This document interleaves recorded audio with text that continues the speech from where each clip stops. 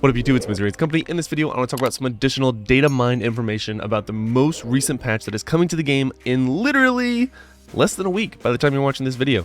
This is going to be uncovering the map. That's right, we already have a potential map that will be used for this brand new PvP game mode coming to Diablo Immortal, and I am once again shouting out Datamine ARPG. His Twitter information will be in the description of this video. Make sure you go smash a follow because that's where I'm getting all this information. And without further ado, let's get straight to the video. Okay, so first things first, again, we are following Datamine ARPG. So what do we know about Accused Towers? First off, the naming can be a little fuzzy due to the Chinese translation, which is totally understandable. Naming may not be final. It's a clan-based competition in which clans can gain control of a tower by winning or purifying it. So potential layout. So this is the potential layout. He goes into a bit of a breakdown as well as to what we can understand, but it looks like basically like a labyrinth, which is pretty sick. I'm not gonna lie. Let's go into the additional information here. So to participate, clans must complete the compete in a season lasting 3 ancestral path periods. No idea how long that is. Let me know if you know in the comments below. I know that I want to say Echo Gaming, when he covered this information, said it was about 3 months or 4 months, I believe. Don't quote me on that. I don't know where that information came from either. I don't know if he has more insight than I do. I have never heard ancestral path being referenced in terms of a time period before, but let me know what you guys know, and I will pin the correct comment or the most accurate comment in the comments below. The new season starts on the first Saturday at 2000, 8 p.m. server time probably. The number of towers open on each server depends on the number of active clans, up to 100 total towers. When the season resets, all towers will become unclaimed. 3 total regions are set to unlock. This will happen on the first Saturday, which is seemingly, I'm assuming when the patch comes out. Patch comes out on the 30th, which is a Thursday, so I'm assuming it'll all go live on the 1st, which is the first Saturday in March, April? Yeah. Wow, I literally could not remember the next month. Anyway, moving on. So, region names, Dry Steppes, Kahandras, Dreadland. Seems pretty cool. No idea what it means. Clans can purify a tower by obtaining fragments and submitting them to the center platform. The clan with the highest points gains control. Alternatively, clans can win over a tower by declaring war on clans that opened up their tower for PvP. The winning clan gains control. So there's 2 ways to gain control of the towers. Basically, it sounds like a PvE element, which is going to be the submitting fragments, which seemingly will either be all over this map, or you have to kill mobs on the map to get the fragments, you turn them in, or straight up PvPing, which is very interesting. Now, the other thing, it says alternatively, clans can win over a tower by declaring war on clans that opened their towers for PvP. So I don't know if this is just a translation or if this genuinely means like I interpret this as you have the choice to make a tower PvPable or not, which is very interesting. So like if you're in a, like if you know that your clan is very weak in terms of resonance, assuming resonance is playing a factor in here, which I think is probably a safe assessment, you could basically just not PvP and then just collect fragments. At least is how I'm interpreting this. I don't know anything for sure, obviously. So owning a tower can provide one of several benefits. So online benefits. So it's separated to online and offline benefits. So online benefits, dungeon damage, which will obviously increase the speed at which you're clearing a dungeon because you're doing more damage, which is going to be killing stuff faster, which is pretty sick. Monstrous essence drop rate, which,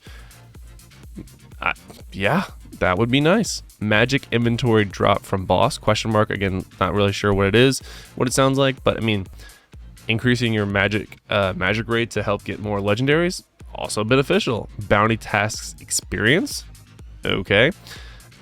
That one's probably the worst so far, but that'll be interesting. Rift progress ball number. What?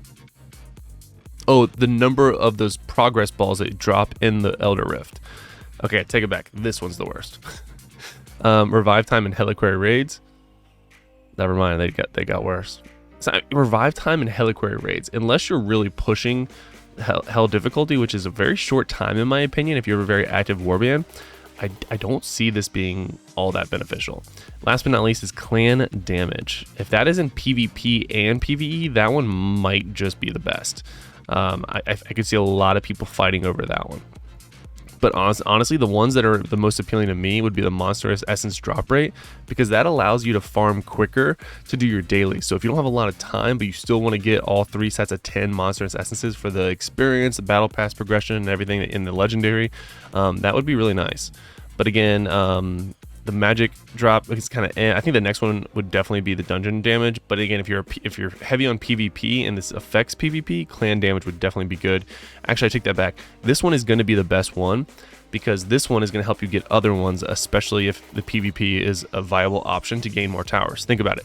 This one tower that gives you clan damage is going to make it so you do more damage to the people that are protecting other towers. So the more towers you get, the more benefits you get, is what it sounds like.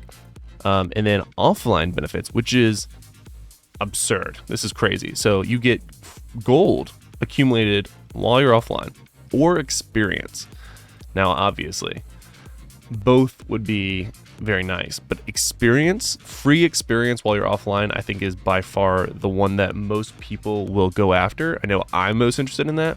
Imagine being able to just go to sleep and get, even if it's like a quarter of a level while you're sleeping, that's pretty sick.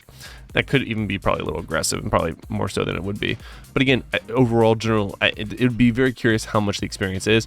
I don't think many people struggle with gold. I have well over 1 million very, very easily. So let me know what you guys think in the comments below. Personally, I think that clan damage is the one that makes the most sense to get first. If you could pick them in, or like if you, I'm just imagining on this map, right, where you see all these towers, and maybe you can click on them and figure out which tower does which, and then you can prioritize which one you want to push from a strategy standpoint, which would be really, really cool. But if you can't, then obviously it's just totally random and it is what it is. But I do think it would be really, really cool if you could focus on certain towers at a time, and then being able to focus on what benefit you want first. Because then obviously, in my opinion, all of the strongest clans are going to be going after the clan damage, because it's just going to make them stronger in this game mode, thus getting them more rewards. So pretty interesting stuff here. I have not read this part. He does shout out DM, which obviously, if you're watching my channel, I'm sure you're very aware of DM. Darth Microtransaction, or DM, Diablo Immortal. Phenomenal content creator, like the content creator for this game. Go check him out. And like he said in his last video, he gave you advice on to find yourself in an active clan to be ready to compete as soon as possible, which you should definitely be doing. And if you're interested in joining me and my clan, we are on the server NA East, so it's going to be Soul Siphon. Again, Soul Siphon. And our server is very, very competitive, and we have several different clans in our alliance, which it sounds like alliances could be a big part of this. So yeah, join us, and as long as you're active, there's a good chance you'll be getting invite. So what's the purpose of the clans that open? Oh, this is a good question. So the clans that open up their towers for PvP, did the defending clan win something by doing that? I don't have specifics, but reading through the code indicates that there are likely increased rewards in taking the risk.